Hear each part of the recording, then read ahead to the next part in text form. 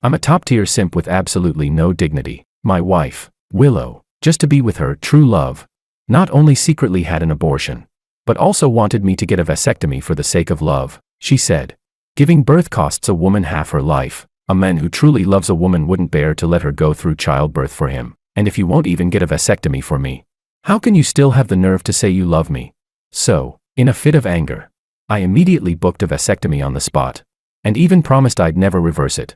However, what Willow didn't know was, this was a tragic novel. She was the pitiful second female lead with a miserable fate. Makoto was the male lead who would ultimately destroy her life and family, and me, as a conqueror. All that groveling and simping in the past was just for money. Playing the devoted lover and staging a redemption arc was nothing more than completing a mission. How did she actually take it seriously? Now that my mission is complete, the system's $1.5 billion reward has already been credited. I was just worrying about how to make my exit. After all, I still have to rush off to save the tragic third female lead. Well, can't be helped. Who told me I got bound to a redemption system? According to the system's rules, as long as I redeem one tragic female supporting character, I earn a reward of $1.5 billion. A person can't, or at least shouldn't, go against money, right? Chapter 1. In the 5th year of redeeming Willow, she personally forced me onto the operating table. I stared silently at the woman who had personally aborted our child. That's right, 1 week ago, Willow hid it from me and secretly terminated our baby. A child that had just reached 2 months, and now, she personally sent me to the operating room to make me undergo a vasectomy. That day, Willow said with a serious expression, "George, Makoto got divorced. If he finds out I was pregnant with your child, he'll be heartbroken. I'll get rid of the baby, and you get a vasectomy. That way, it proves my innocence. Don't worry, this is the last time. Once I help Makoto move on, we'll start over. Besides, we're still young. There will be more chances. It's not like you can't reverse it later." Seeing me enter the operating room, Willow nodded in satisfaction, and walked out of the hospital without even looking back. With a bang, the operating room door slammed shut. A cold gust sweeping in, chilling me to the bone. Sigh, as expected. You can't wake someone who's pretending to sleep. And you can't save someone determined to destroy themselves. I let out a deep sigh, then stepped down from the operating table. Mr. Wong, you. Without another word, I transferred 2,000 yuan to the doctor and said, "If anyone asks later, just say I've already had the vasectomy." After that, I spent a few hundred more to forge a certificate proving it was done. A vasectomy? Screw that, like hell I am. I'm playing a simp, not a dumbass. I don't have time to waste here with you. After all, redeeming one tragic female supporting character earns me $1.5 billion from the system, and there's another $1.5 billion already waiting for me. Chapter 2. My name is George. I used to be a nobody writer, but after staying up all night reading 10 cursed nonsense web novels, I was forcibly dragged by a system into one of them. In the original story of this novel, the second female lead gave everything for the male lead to help him start a company. She even stole confidential information from her own family's business. She also secretly transferred all her family's assets into the male lead's account. But who would have thought, once the male lead succeeded, he immediately married the female lead and threw the second female lead away like trash. I originally thought the second female lead's behavior was already absurd enough, but I didn't expect that Willow, as the second female lead, would be downright brainless. Even after the male lead got married, she was still willing to stay by his side as a mistress, and in the end, after Makoto drained the last bit of value from her, he abandoned her completely. Makoto then took the female lead abroad, leaving everything behind, and lived happily ever after with her. Meanwhile, after her family went bankrupt and everything fell apart, Willow saw a photo of Makoto marrying the female lead overseas, and jumped off a building with a relieved smile. When I read that, as an author, I furiously left a comment. No matter what sins I've committed in my life, reading this book today wipes them all clean. From now on, I'll rise step by step, prosper endlessly. Hell, even fate owes me 3 parts of good fortune. Let heaven bear witness, contract sealed. The moment I posted that comment, my vision went black. With a snap, I collapsed onto my bed and died suddenly in my tiny apartment. When I opened my eyes again, I found myself at the university where Willow and Makoto studied, and with the identity assigned by the system, as her redeemer and her classmate, I appeared right beside Willow. To be honest, at first, I was extremely unwilling. After all, I felt like someone like Willow totally deserved what was coming to her. That was, until the system said, redeem one tragic female supporting character, and receive a reward of $1.5 billion. My face changed instantly. With a bright smile, I said, "Miss Liu, your humble servant will immediately rescue you from your suffering."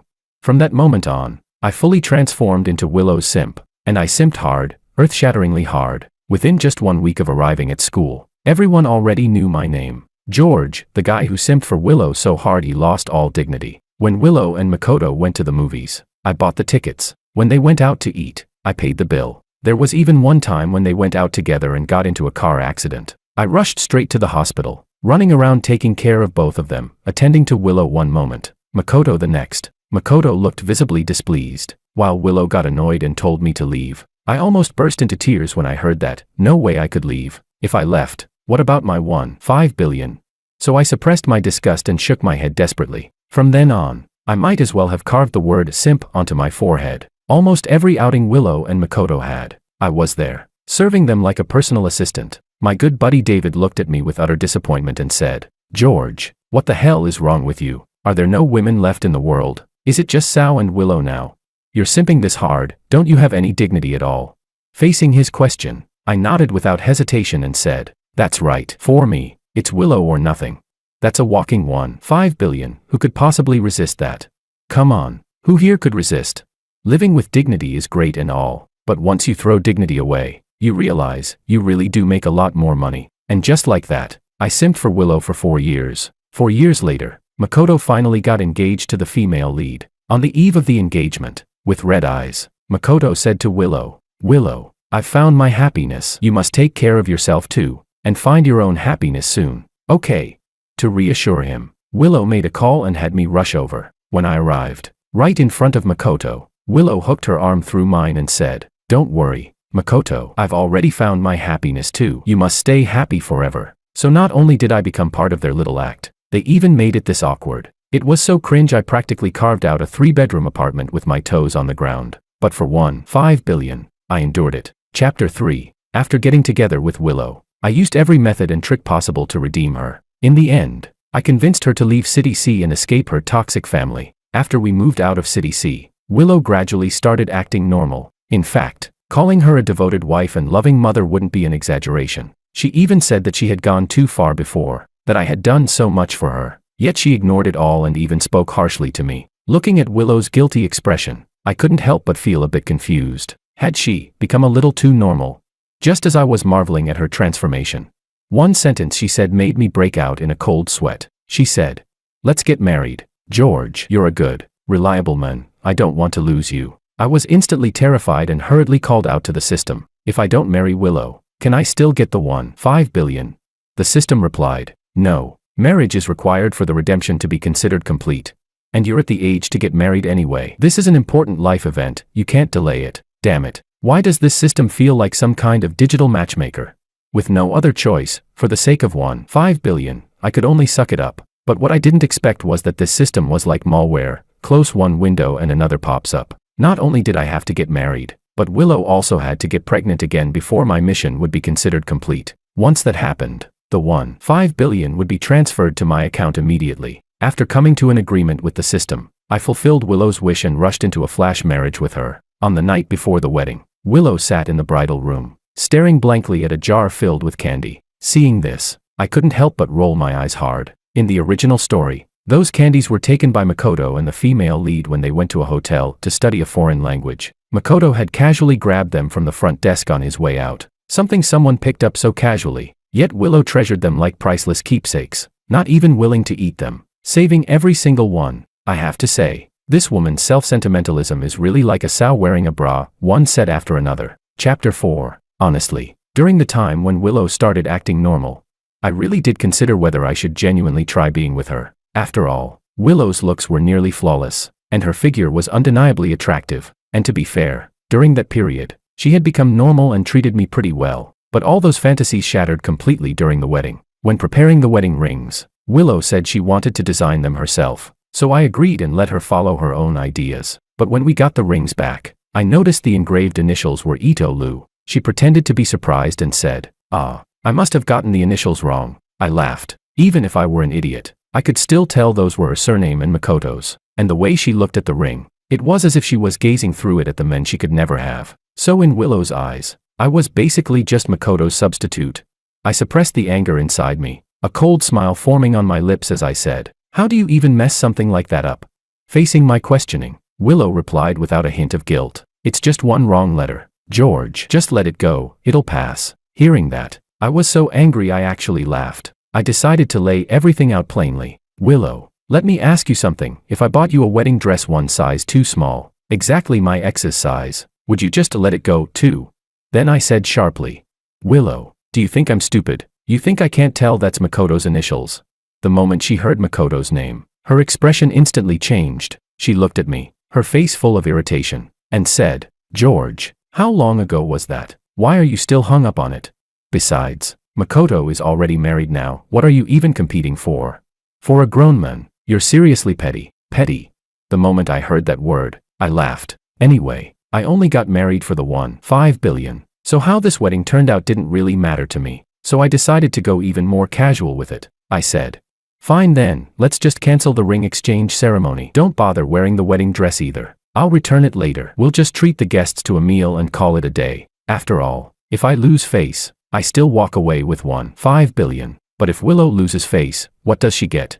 Seeing that I was serious, Willow immediately panicked. She grabbed me and said angrily, George, how can you be like this? A girl only gets one chance in her life to wear a wedding dress. I don't want to have regrets. I laughed and replied, so what? Whether I have a wedding or not doesn't matter to me. You're the one who wants the ceremony, not me. Then I added, guess I'm really lucky. Spent 50,000 on a pair of wedding rings, and you engraved your real husband's name on them. My tone turned cold as I said, word by word, either you spend 50,000 right now to get a new pair of rings, or I'll have someone make a life-size standee of Makoto and put it at the entrance, and tell everyone he's your real husband. At this point, I had nothing to lose. Let people laugh if they want. I'm a practical man, not someone who cares about appearances. But Willow was different. Her vanity ran deep. She cared about her image more than anything. If I really did that, she'd never be able to hold her head up again. Chapter 5. Willow bit her lip and said, George, are you even a man? What kind of wedding is it where the woman has to pay for the rings?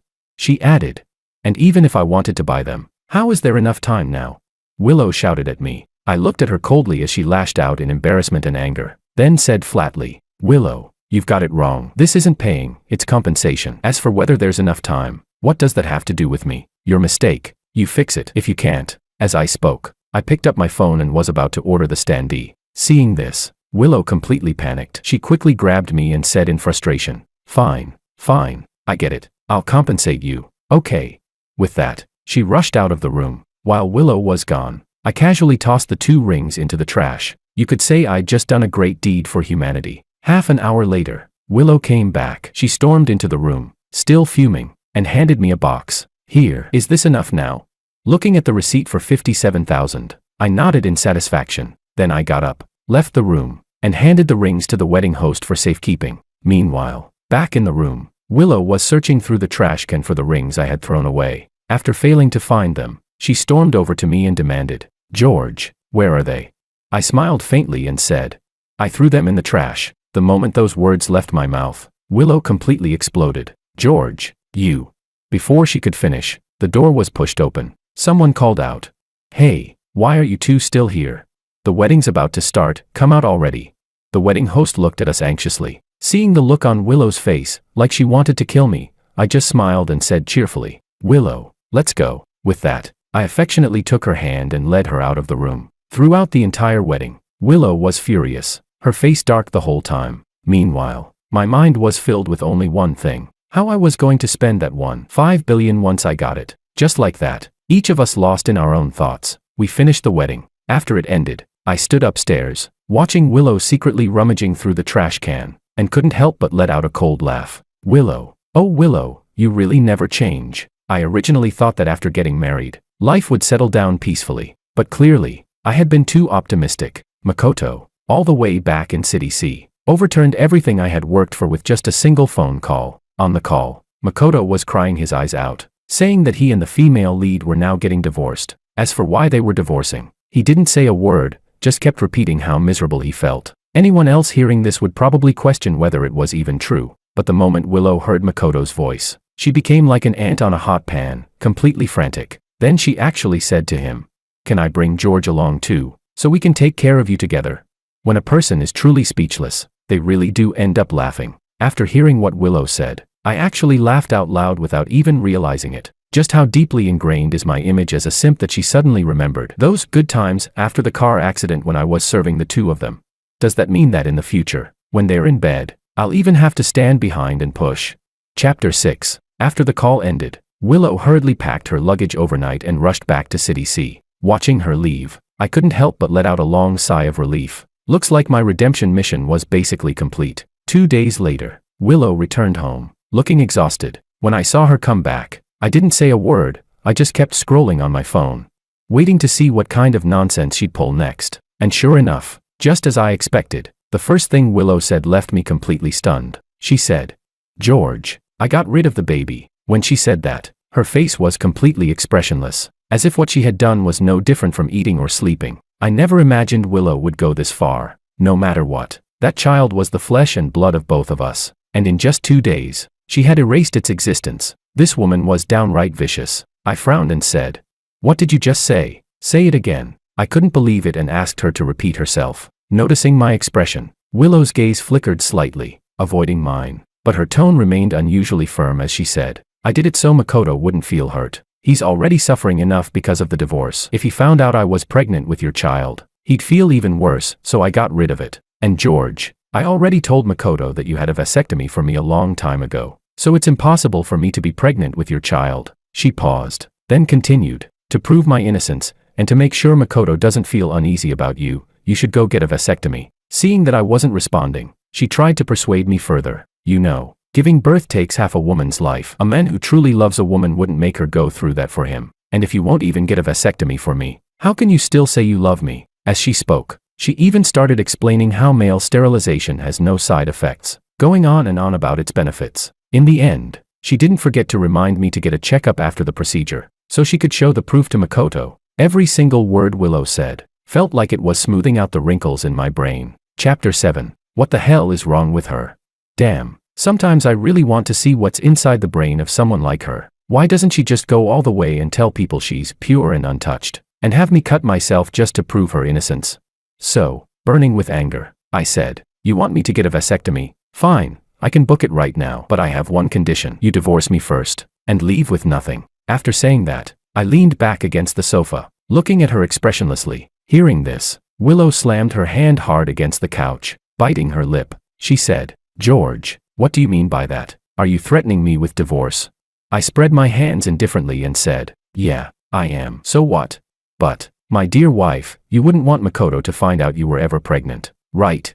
So if you want me to get a vasectomy, sign the divorce papers first." With that, I pulled out the divorce agreement I had already prepared. Right now, I couldn't wait to get away from this brainless woman. Seeing this, Willow looked at me in disbelief. Her hands trembled non-stop, yet she couldn't get a single word out. Watching her stand there frozen, I couldn't help but feel puzzled. What exactly was she hesitating about? Doesn't she like Makoto? Now that he's going through a divorce with the female lead, isn't this her perfect chance to step in? Doesn't she want Makoto to finally give her a proper status? I asked, "Are you signing or not?" I shook the divorce papers impatiently in my hand, but Willow, as if she hadn't heard me clearly, stared at me and asked again, "George, I'll give you one last chance. Are you sure you want to divorce me?" I replied, "Yes." Then I repeated, "I'm very sure." Hearing that, a cold smile appeared on Willow's lips as she said, "Fine, George, just don't end up like back in college, kneeling and begging me to get back together with you." I said, "Don't worry, that won't happen. Whoever begs the other to reconcile is a dog." My tone was icy. She pressed her lips together and said, "Fine, George, you've really outdone yourself, but let me tell you, playing hard to get can backfire." With that, she signed her name on the divorce agreement. Seeing this, I didn't hesitate at all and signed my name as well. The moment the pen left the paper, Willow suddenly went crazy again. She grabbed my hand, her face twisted, and said, "George, you're really willing to divorce me? I'm telling you, once you sign this, in 1 month, we'll be completely over. Can you really accept that?" Hearing that, I couldn't help but laugh out loud. I've been praying day and night for this moment, and she's asking if I can accept it. Not accept it? What a joke. If there were music right now, I'd be so happy I could start rapping on the spot. I shook her hand off and said with a grin, "Not only can I accept it, I've been looking forward to it." Willow stared at me in disbelief, her face going from flushed red to pale white. It seemed she finally realized something was slipping out of her control. Chapter 8. After watching me enter the hospital operating room, Willow couldn't wait to go find her precious Makoto, and after she left, I transferred 2,000 yuan to the doctor, telling him that if Willow asked later, he should say I had already gotten the vasectomy. After leaving the hospital, I heard that Willow, in order to better take care of Makoto, had moved him into our marital home. When the female lead, Sophia, found out about this, she rushed over from City C without hesitation. The three of them turned the house upside down, causing absolute chaos. This time, I finally didn't have to play the sucker and go save that idiot Willow, so I took out the divorce agreement, along with Willow's pregnancy report, and questioned the system. My mission is complete now, right? The system didn't even bother verifying whether the documents in my hand were real. It immediately set off a virtual firework. Congratulations, host, on completing the mission. The 1.5 billion reward has been credited, with zero legal risk. Please feel free to check your account. Hearing this, I excitedly grabbed my phone, and sure enough, there was a bank notification. I counted 1 0, 2 zeros, 3 zeros, 4 zeros. Looking at the endless string of zeros in front of me, I suddenly found myself missing the spicy street hotpot from Chengdu. Just as I was lost in thought, the familiar system notification sound rang again. It said, "New target detected. Anna, female, 27 years old, the second female lead's best friend." After the second female lead's suicide, she originally planned to take revenge on the male lead. However, during the process, she became uncontrollably in love with him. In the end, while protecting the male lead, she was stabbed through the heart and died on the spot. Mission objective: save the third female lead and prevent her tragic fate. I picked my nose out of boredom and said, "Seriously, you think I'm some sucker you can mess with? For an idiot like that, not even a dog would bother saving them." The system replied, "This time the mission reward is doubled." I shouted, "If dogs won't save them, I will. Where are they?" Chapter 9. When I got home, Anna was helping Willow clean up the mess in the room. The moment Willow saw me, she exploded like a powder keg. Like a rabid dog, she lunged at me and grabbed my clothes, shouting, "George, was it you who told Sophia that Makoto was here? It's all your fault. Makoto and I both got hurt. You bastard, bastard." Willow screamed as she pulled at me. Without hesitation, I raised my hand, smack, and slapped her across the face. "Willow, if you're sick, go to a hospital. I don't even want to deal with your mess with Makoto. I'm only here to take my clothes and my ID." Willow held her reddening cheek, staring at me in shock. She couldn't believe that the man who once obeyed her every word, chased after her like his life depended on it, and stayed by her side through her darkest times, would treat her like this now. At that moment, it seemed she finally realized, I wasn't joking before. I might really not love her anymore. Or perhaps I never loved her at all. The next second, "How can you hit someone?" Anna rushed forward and shielded Willow, and Makoto, who had been standing silently to the side, immediately started barking the moment someone else stepped in. "George, you're a grown man hitting a woman, are you even a man?" Just as he finished speaking, a steady voice rang out, "Well done." Willow's father had somehow appeared at the doorway. Seeing her father, Willow immediately rushed into his arms like she had found her backing, softly sobbing, "Dad, Mom.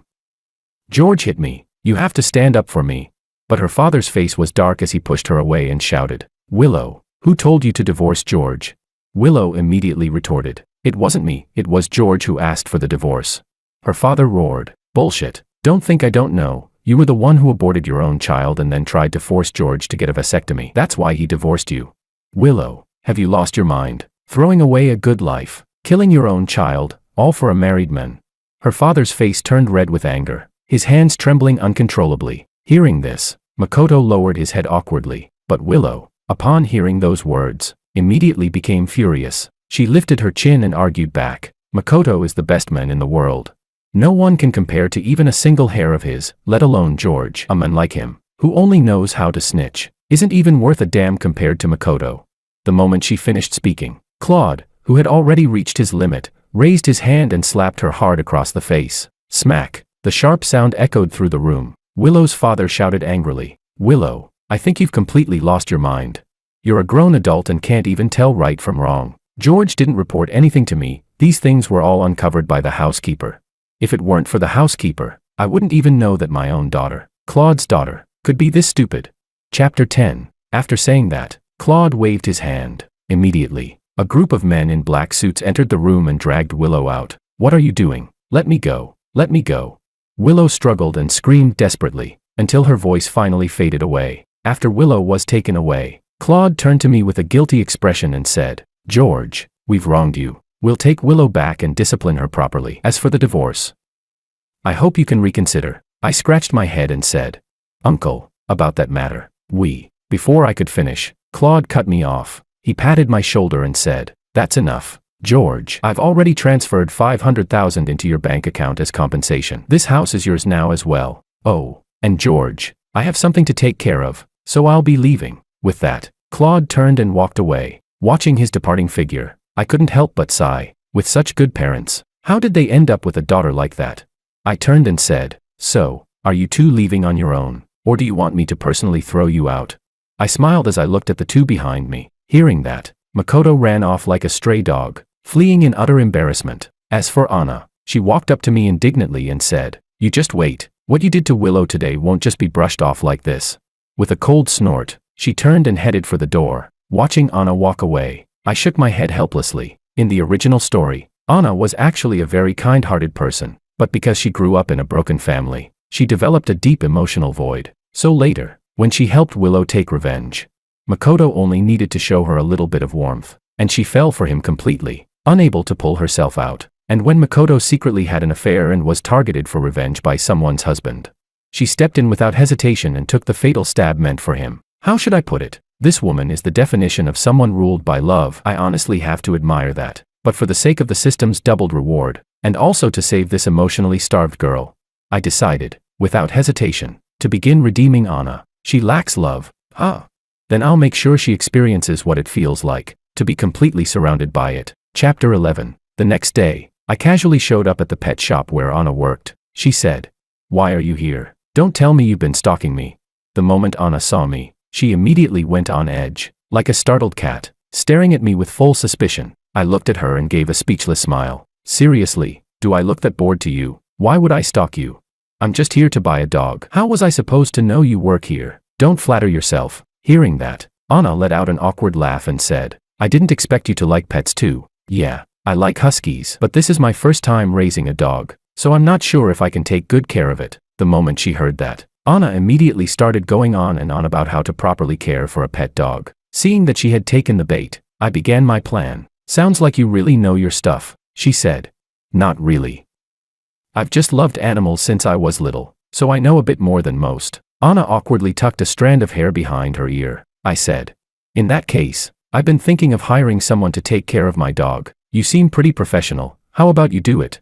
I smiled and looked at her expectantly. Hearing this, Anna immediately took 3 steps back, her expression turning cautious as she frowned. And you still say you're not interested in me? Sounds to me like you totally are. I sighed, pretending to be helpless. All right, then I'll just hire someone else. I don't believe that offering $20,000 a month won't get me someone to take care of a dog. With that, I bought a husky and prepared to leave. But just as I was about to walk out the door, Anna called out to me. Wait, what is it? I asked, turning back in confusion. After thinking for a moment, she slowly said, If what you said is true, then I can help you take care of the dog. Just as I expected, Anna agreed. After all, she had a seriously ill father who needed money. I don't lie, I said. Then I transferred $20,000 to her on the spot. Over the next month, Anna stayed at my place, taking care of the dog. Snowy, stop tearing the house apart. Snowy, that's not where you go to the bathroom. Hold it in. Snowy, just you wait, tomorrow I'm taking you to get neutered. Taking care of Snowy kept her busy every single day, and because she felt like I was paying her too much, she even volunteered to act as my housekeeper. After spending this month with her, I realized Anna was actually a really good girl. She had just been deceived by a scumbag like Makoto in the original story. So after observing her for a while, I decided to help her by paying a lump sum of $1 million for her father's medical treatment. Don't get me wrong, I'm not some sucker. On one hand, $1 million is basically nothing to me now. On the other hand, it's an investment. Listening to the system notification, redemption mission complete. $3 billion has been credited. I couldn't stop smiling. Spend $1 million, gain $3 billion. I couldn't possibly spend it all. Just as I was immersed in my joy, Claude called me. George, something happened to my daughter. That ungrateful girl, she ran away from home and went to live with Makoto. And now she's contracted HIV. Chapter 12. When I saw Willow again, she was standing in front of Makoto, shielding him tightly behind her, muttering, This has nothing to do with Makoto. He's not that kind of person. In the original story, after getting married, Makoto had been fooling around everywhere. In the end, The female lead discovered all his disgusting behavior. That's when she started the divorce. Willow, I'll ask you one last time. Are you really going to keep following this piece of trash? Claude looked at his stubborn, delusional daughter, his face flushed red with anger, his whole body trembling. Even seeing her own father this furious, Willow still defended Makoto behind her. Makoto definitely isn't sick. It must be George, he's the one who's sick and passed it to me. As she said that, she charged at me like she'd lost her mind, but before I could even react, Anna, who was standing nearby, stepped forward and slapped Willow across the face. She shouted, "Don't come near my boyf, my employer." Anna's face turned slightly red as she glared angrily at her former best friend. Willow froze in place. It took her a while to recover before she demanded, "Anna, what do you mean by this? I treated you like my best friend, and you went behind my back to mess around with my husband." Holding her reddened cheek, Willow shouted at Anna like a madwoman. Seeing this, I pulled Anna behind me and took out the medical report I had prepared in advance. "Take a good look and see who's actually sick. And Willow, I've already divorced you. We don't have a single thing to do with each other anymore." Even faced with such undeniable evidence, Willow remained trapped in her own delusion. She tore up my medical report on the spot and shouted, "Fake. It's all fake. It must be you. George, you're the one who's sick. You can't fool me. You can't." Claude, who had long reached his limit, looked at Willow, still stubbornly refusing to wake up, and issued his final ultimatum. "Willow, I'm telling you, if you don't cut ties with Makoto today, I will disown you from the Liu family, strip you of your inheritance and leave everything to your brother. Now I'll ask you one last time, do you want your family, or do you want that useless man behind you?" Willow didn't answer. She simply walked back to Makoto and once again stood in front of him, shielding the man who hadn't said a single word this entire time. Seeing this, Claude seemed to snap from anger and suddenly burst into laughter. "Ha ha ha. Fine. From this moment on, I no longer have a daughter like you. I'll have all your bank accounts frozen. And you can stay right there with Makoto and wait to die from your illness." With that, Claude turned and left in fury, getting into his car and driving away. Only then did Willow truly panic. She looked at me pitifully, trying to awaken whatever feelings I might still have for her. When I noticed her gaze, I let out a cold laugh. Did this woman seriously think I would still act like before, like a simp, throwing everything away to stay by her side through her darkest moment? I glanced at the time on my watch and smiled gently. "Well, since everything's settled, we'll be heading out. I wish you two a long and lasting relationship, and may you have a child soon." Hearing that, both of their expressions instantly turned ugly. Willow looked at me in disbelief and said, "George, are you really just going to abandon me like this?" I looked at her, confused. MS, Lou, if I remember correctly, we're already divorced. So what responsibility do I have to take care of my ex-wife? I stared at the woman in front of me with genuine confusion. At that moment, Anna hooked her arm around mine and let out a cold snort. "Willow, George is my boyfriend now. Watch how you behave." Hearing that, Willow exploded in anger. "What boyfriend? Didn't you just say he was your employer? Anna, do you have no shame?" Anna rolled her eyes and said, "Yeah, I did say he was my employer, but now I've decided I'm going to be his wife. And Willow, don't forget, you're already divorced from George. If anyone here has no shame, it's you." After saying that, Anna grabbed my hand. "Let's go." "All right," I replied softly, and just like that, I turned my back on Willow and walked away. Chapter 13. Seeing how decisively I abandoned her, Willow finally panicked. She rushed in front of me, spreading her arms in a fluster. "George, I'm sorry about the vasectomy and the child. That divorce agreement, I only signed it because Makoto was going through a divorce with Sophia at the time. I didn't want him to feel bad. Can you forgive me? Let's go back to how things were before, living happily together. Okay. Let's not get divorced anymore. Okay, I'm begging you." As she spoke, Willow grabbed my hand, her face full of desperation and humility. Seeing this, I shook her hand off without hesitation, looking at her with disgust. "Don't touch me. You're filthy, and I'm not trying to catch anything." As I spoke, I took out a tissue and wiped my hand. That single sentence hit Willow like a critical strike. She collapsed onto the ground like a deflated balloon, her face deathly pale. A month later, I heard from Claude. Willow had gotten into trouble again. She had stabbed Makoto to death. After losing her family's protection, Willow's quality of life plummeted. But Makoto told her that a friend of his had a big investment project, guaranteed success as long as she invested. Willow was overjoyed. So she sold all her luxury goods and handed all the money to Makoto. But who would have thought? Makoto took her money and went off to hire prostitutes. The so-called big project was completely fake. When Willow opened the door and saw Makoto with a call girl in her house, all her illusions shattered instantly. She completely lost it and shouted, "Makoto, you animal, It's all your fault. If it weren't for you, I'd still be the Liu family's daughter. If it weren't for you, I'd already be living happily with George. My child wouldn't have been aborted by my own hands. I wouldn't have gotten sick either. It's all your fault. All your fault. In the end, Willow always believed everything was someone else's fault. At this moment, the way she looked at Makoto, there was no love left, only overwhelming hatred. Makoto sneered. What does that have to do with me? Did I force you to do any of that? Did I tell you to do it?